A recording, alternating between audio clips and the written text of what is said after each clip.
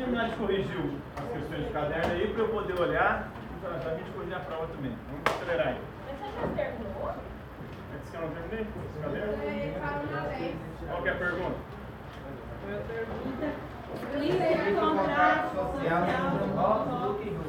Não, aí você terminou. Então vamos para onde? Quem foi Montesquieu? Quem foi Montesquieu?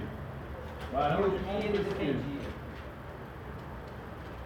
Dependia da visão do poder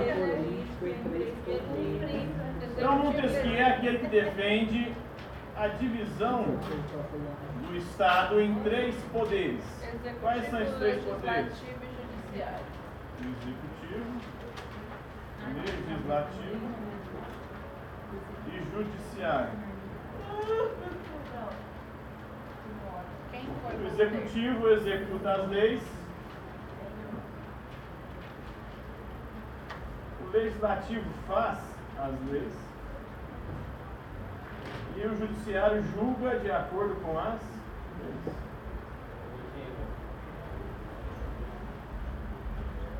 Próxima questão. Quem foi? Quem foi? Essa é- Voltaire? Seria na É a 11. 12, né? Quem foi Quem Voltaire? foi Voltaire? E o que ele defendia? François Marie Arouet, Voltaire, pseudônimo. Ele defendia a liberdade de expressão.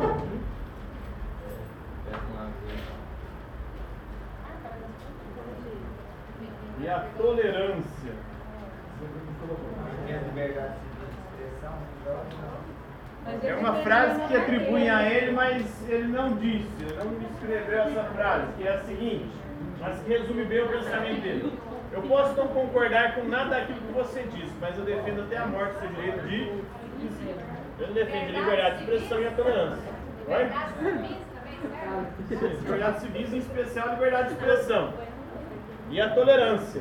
Mesmo não concordando, mesmo pensando diferente, as pessoas têm esse direito de pensar diferente e de se expressar e de defender suas ideias e de tentar, de alguma forma, fazer com que as suas ideias sejam aprovadas politicamente.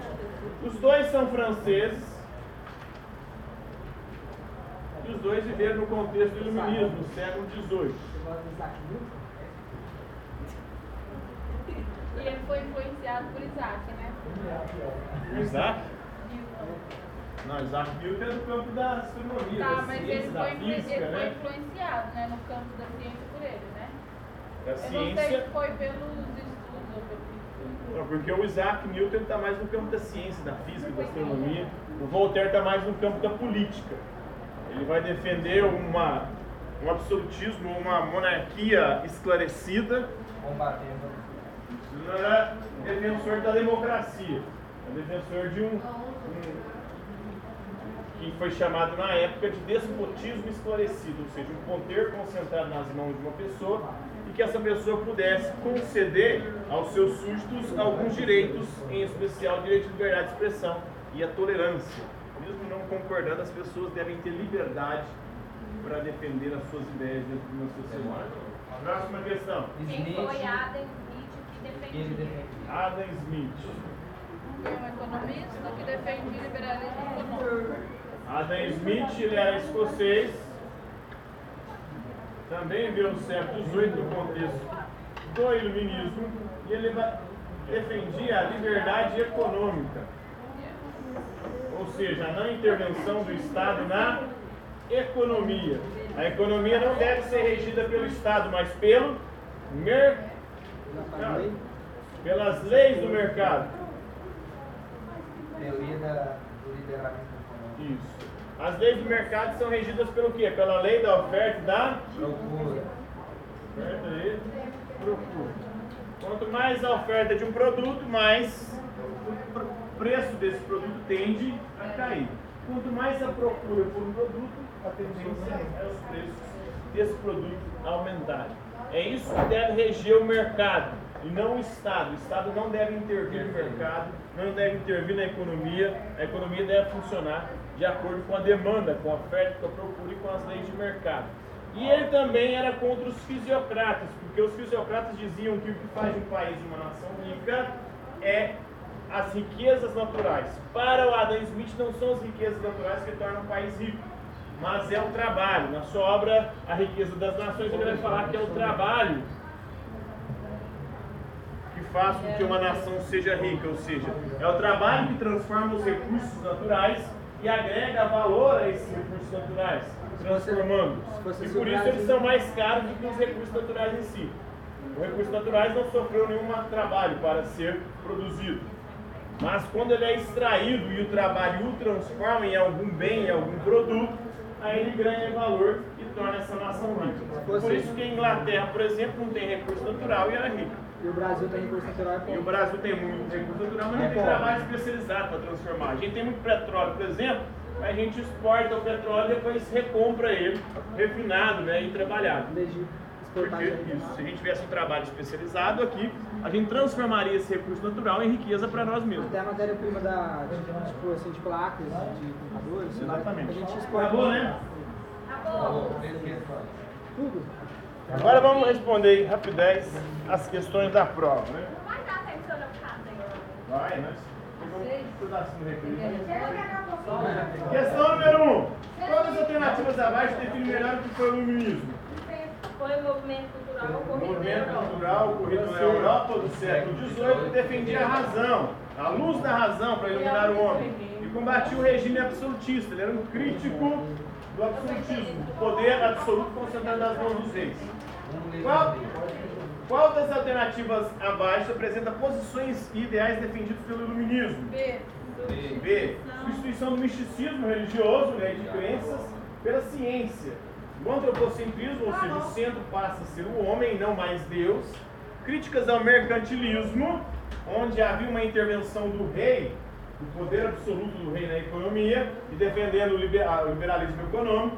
E contra também, criticava também o absolutismo, o poder absoluto concentrado nas mãos dos reis, e defendia um governo mais democrático, onde o povo pudesse escolher os seus governantes. Professora, esse primeiro aí é qual que você falou? Primeira letra D, o segundo é a letra B. 3. O pensamento iluminista influenciou vários movimentos sociais que ocorreram no século XVIII. Qual das alternativas abaixo apresenta movimentos sociais que receberam influência dos ideais do iluminismo? A Revolução Francesa, com os ideais de liberdade, igualdade e fraternidade. A independência dos Estados Unidos, que foi uma revolução burguesa. E a Inconfidência Mineira, que defendia também a independência do Brasil em relação à metrópole Portugal. E que o Brasil se transformasse numa república, né? O povo pudesse escolher os seus governantes. Era o que defendia a Conferência Mineira. Questão número 4. Qual das alternativas abaixo apresenta nomes de importantes filósofos iluministas? Montesquieu, Voltaire, o Rousseau e o Diderot da enciclopédia. Questão número 5. Qual das alternativas abaixo apresenta os principais ideais iluministas que influenciaram a Conferência Mineira no Brasil? O fim do colonialismo, né, da relação metrópole-colônia, que era o Brasil, o fim do absolutismo, poder absoluto concentrado nas mãos dos reis, substituição da monarquia para a república, o governo que fosse voltado para os interesses do povo e não do rei, liberdade econômica, não interferência do Estado na economia, liberdade religiosa, as pessoas poderem escolher a sua religião livremente, de pensamento, poder se expressar e pensar, defender suas ideias da forma como bem entender. Questão número 6. Entre os séculos XVI e XVII, ocorreram diversas transformações culturais na Europa Ocidental. Assinale a seguir a opção que identifica corretamente uma dessas transformações. Errei. A letra A. O desenvolvimento do pensamento científico dos séculos XVII e XVIII baseava-se na crítica, no empirismo, ou seja, na defesa de que o conhecimento vem da experiência sensível, e no naturalismo. Ou seja, eles não se preocupam mais com o mundo espiritual, mas em conhecer agora a natureza. Sabe o que eu entendi esse naturalismo? Peladão. Eu confundi com como é que chama mesmo? Naturismo, pelado, né? Naturalismo é porque eles se preocupavam mais em conhecer a natureza do que o espiritualismo medieval, do que o mundo espiritual. Questão número 7. As grandes revoluções burguesas do século XVIII refletem em parte algumas ideias dos filósofos iluministas, dentre os quais podemos destacar aqui: o Estado não possui poder ilimitado. O poder do Estado e do rei tem limites, o qual nada mais é do que a somatória do poder dos membros da sociedade, ou seja, dos indivíduos, dos cidadãos dentro de uma determinada sociedade, de um estado. Qual que é? Questão número 8. O comerciante está acostumado a empregar o seu dinheiro principalmente em projetos lucrativos, ao passo que o simples trabalhador rural costuma empregar o seu em despesas. Isso é o que acontece hoje também, né? O burguês investe o seu dinheiro enquanto a gente, assalariado, gasta tudo, né? Porque ele já está comprometido no nosso salário. Um frequentemente vê seu dinheiro afastar-se e voltar às suas mãos com lucro, o outro, quando se separa do dinheiro, raramente espera vê-lo de novo, nunca mais vê. Quanto às dívidas. Esses hábitos diferentes afetam naturalmente os seus temperamentos e disposições em toda espécie de atividade. O comerciante é, em geral, um empreendedor audacioso, o cavaleiro rural, um tímido em seus empreendimentos. Ele está dizendo isso Adam Smith na sua obra A Riqueza das Nações. Nesse pequeno trecho ele defende o quê? Empreendedorismo, a liberdade ou liberalismo econômico, né? E que cada um é responsável pela sua própria riqueza ou pobreza. A outra, quais as principais ideias defendidas por Jean-Jacques Rousseau em sua obra O Contrato Social? Ele defendia a democracia direta. Tudo que fosse interesse do povo deveria ser decidido pelo povo e não por representantes. O que foi o iluminismo? O movimento cultural do século XVIII que definia que a luz que deve iluminar o homem é a luz da razão. Agora vamos lá, quem tem o caderno completo para trazer aí, pelo visto já lancei. Posso apresentar depois? Tem que ser hoje, ficou fechado.